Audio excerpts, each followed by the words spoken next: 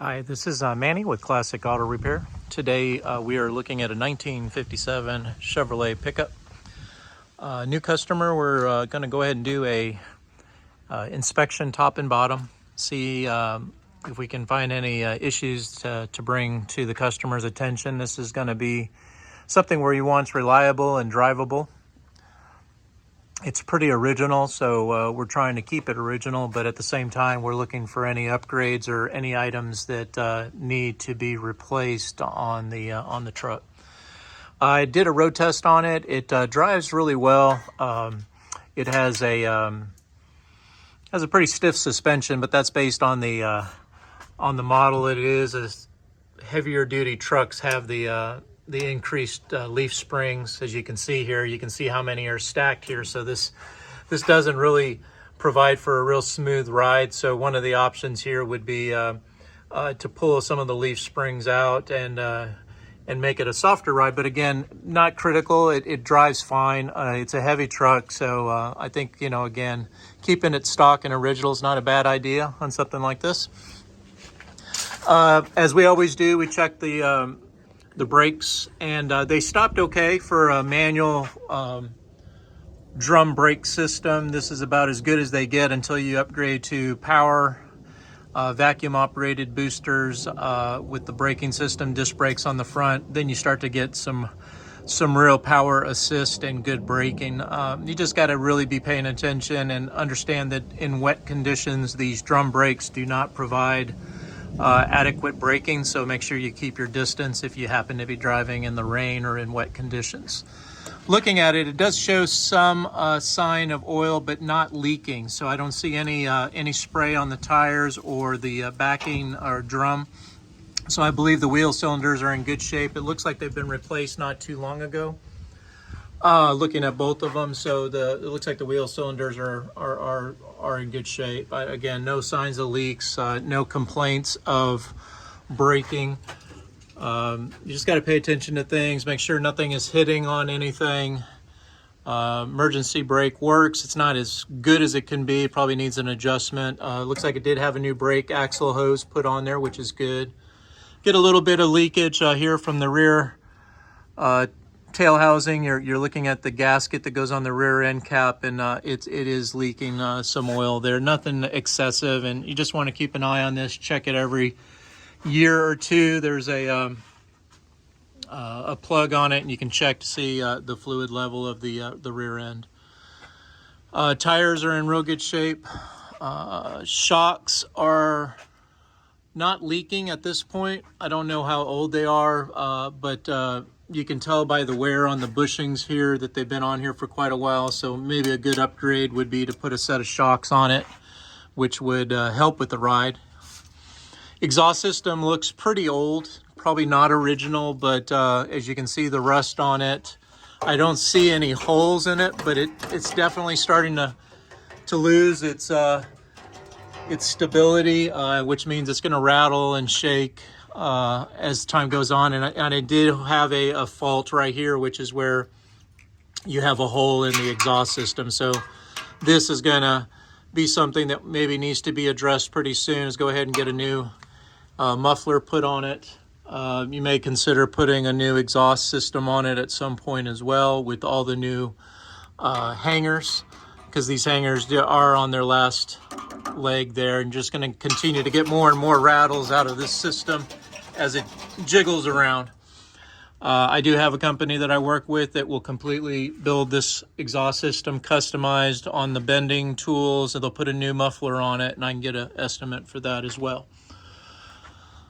The metal looks pretty good actually on the cab. I don't see any signs of structural rust, any concerns. Looks like it's been really well kept. Maybe a Texas car, truck, excuse me.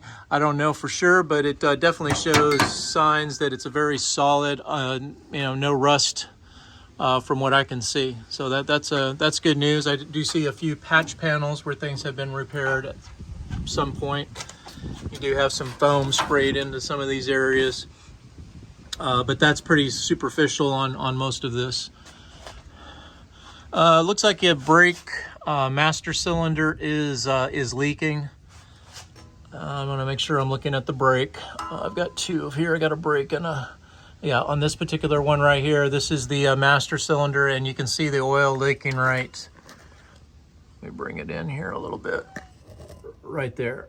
So that's that is the piston that's underneath that boot, that dust boot. And the fix is to put a new master cylinder on here, bleed the system out, flush the fluid.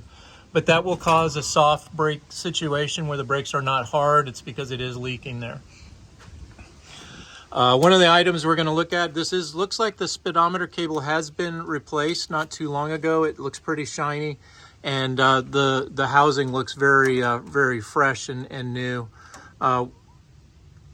One of the reasons it's here is the speedometer hops. It bounces around the needle a lot, and I noticed that it was very loud when I drove it. And one of the two areas you always want to look at is the cable, but this is relatively new, so I imagine this cable inside is in good shape. So that means the problem is probably the head. It needs to be serviced, the speedometer head. There's some areas there we can clean and lubricate when we take it out, put it on the workbench. So I'll be building an estimate for that. If that doesn't fix it, if the bushings are worn out, then we'll have to find a replacement speedometer head.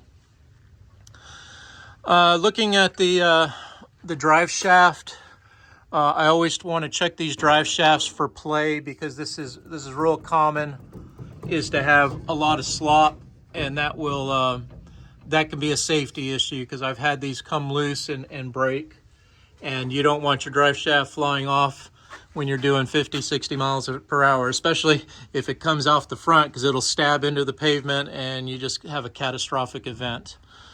The transfer case, looking at the back of the transmission over here, looks to be a little leaking, a little seepage here and there. Again, nothing that, you don't have a show truck here that needs to be completely perfect, but it looks to be all intact. I don't see any real issues with it. Starter looks original, probably something we want to invest in for reliability, is upgrading to a new starter. That is a definitely very old starter on this. It'll make it crank better.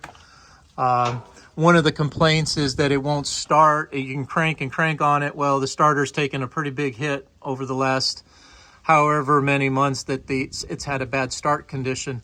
We are going to fix that by removing this fuel pump in my estimate, and putting an electric fuel pump into this fuel system. And this would allow for instant priming of the gas, so that there's no wait on getting fuel to the carburetor. It should start right up after letting the key on position for about 3 seconds.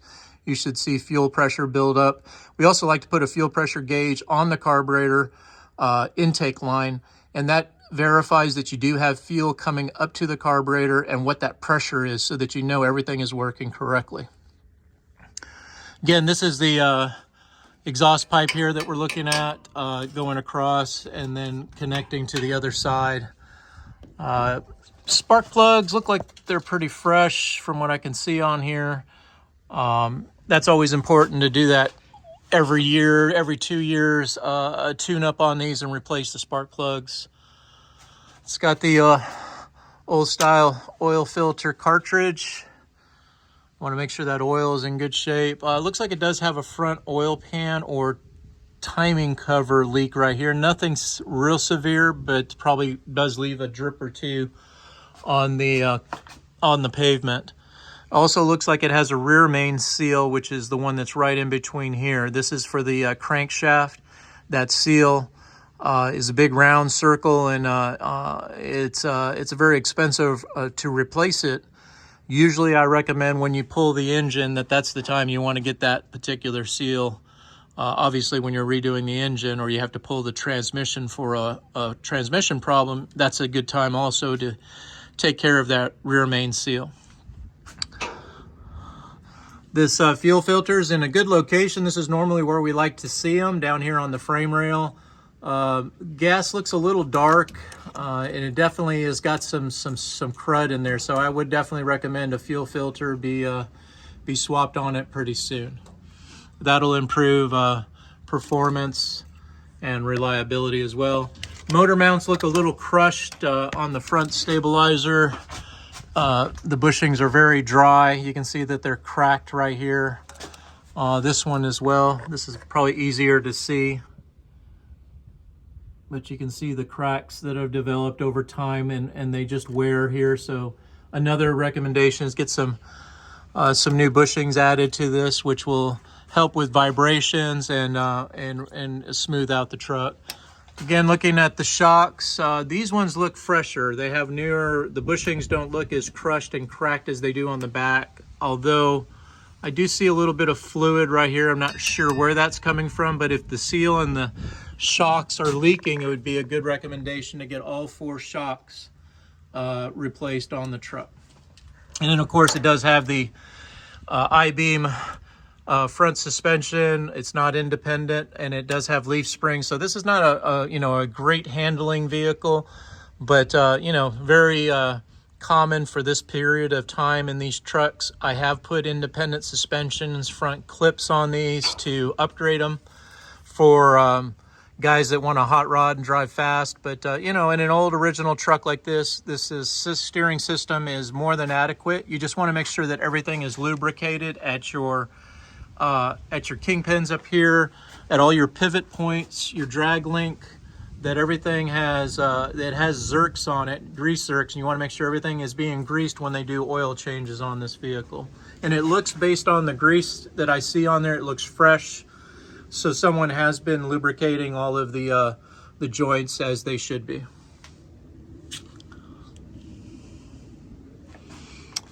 All right, so I think we've hit the suspension. Let's look. The front tires are in great shape. They look relatively new. Don't see any fluid along the backing plate or wheel. So that means the wheel cylinders look pretty fresh. They look like they've been replaced because the hoses are new, and you can kind of see the back of the wheel cylinder. They look like they have been replaced not too long ago as well. So again, no signs of fluid. It's a little seeping going on, but I would say that's the grease from the spindle and not anything to be concerned about. This is your radiator right here, so I'm always looking at the bottom for any signs of corrosion or any indication of leaks so that we can address it. It looks like a pretty old radiator. You can see it. That means these cores are probably full of calcium deposits. One of the things for summertime driving, you don't want that overheat condition, so one of the recommendations here would be to upgrade this radiator to a new radiator. Even looking at an aluminum 4-row will give you the maximum cooling. In Texas, it's critical to have some really good flow of antifreeze to cool the engine down, and this is one of the first places you want to start, is replacing this radiator. Going towards the front of the truck, like I said, everything looks like it's in pretty good shape here. Looking for any corrosion or rust, and I just see superficial rust. I don't see any signs of structural damage. And I don't see any accident evidence as well on the front. Everything looks to be in really good shape.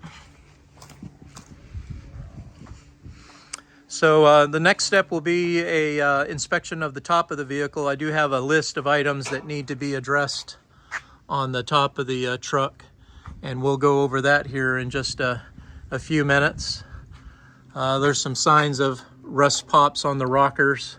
Very common. The water collects in here, doesn't drain out, and then you start to get corrosion build up. Also on the bottom of the doors, it's real common. The truck does need and I recommend a touch-up. I can remove a lot of these so that your eyes don't catch these chips in the paint. We'll get a paint match, get it touched up. It'll look like a show truck when we get done with it, because the paint is just so close to the original paint color. With an airbrush and some paint brushes, we can take out all the chips that are present currently on the exterior of the truck. Well, this is Manny with Classic Auto Repair. Hope you enjoyed watching an inspection of a 1957 Chevrolet pickup. Have a great day.